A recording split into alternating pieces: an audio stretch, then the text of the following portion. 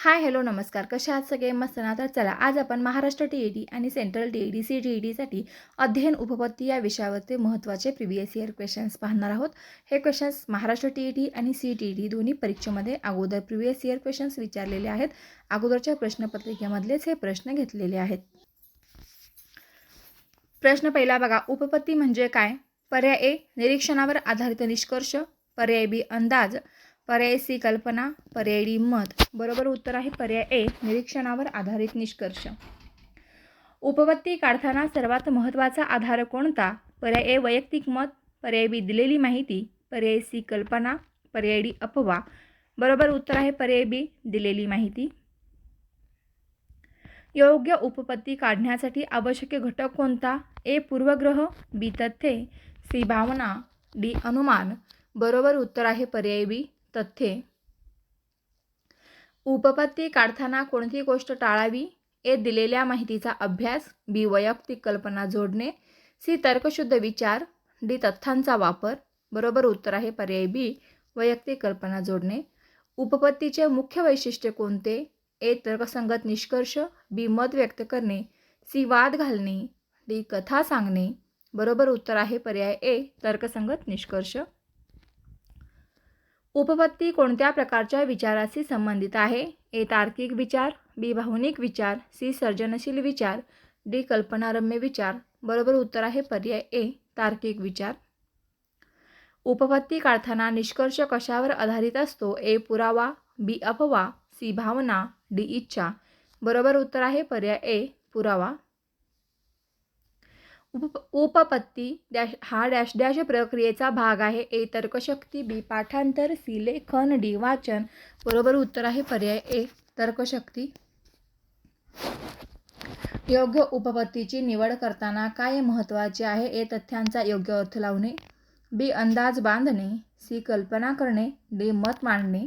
बरोबर उत्तर आहे पर्याय तथ्यांचा योग्य अर्थ लावणे. उपपत्तीचे योग्य उदाहरण कोणते?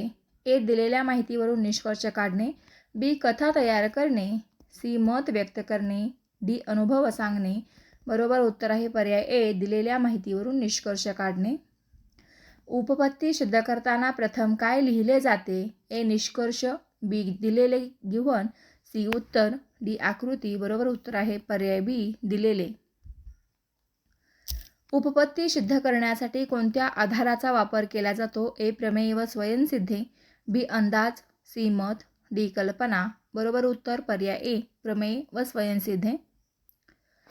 उपपत्तीचे मुख्य उद्दिष्ट काय आहे? ए विधान सत्य असल्याचे सिद्ध करणे, बी पाठांतर करणे, सी चित्र काढणे, डी उदाहरण लिहिणे. बरोबर उत्तर आहे पर्याय विधान सत्य असल्याचे सिद्ध करणे. गणितातील उपपत्ती विद्यार्थ्यांमध्ये कोणते कौशल्य विकसित करते? ए तार्किक विचारशक्ती, बी पाठांतर, सी लेखन गती, डी चित्रकला. बरोबर उत्तर आहे पर्याय ए तार्किक विचारशक्ती. उपपत्ती सिद्ध करताना प्रत्येक टप्पा कसा असावा? ए तर्कसंगत, बी काल्पनिक, सी भावनिक, डी अंदाजावर आधारित. बरोबर उत्तर आहे पर्याय ए तर्कसंगत. उपपत्ती सिद्ध करण्यासाठी आवश्यक घटक कोणता? ए कारण, बी कविता, सी गोष्ट, डी संवाद.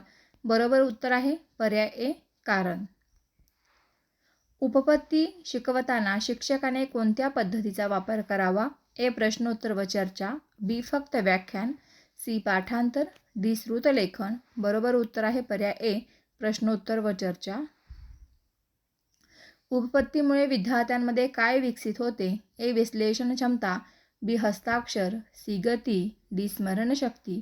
बरोबर उत्तर आहे पर्याय ए विश्लेषण क्षमता.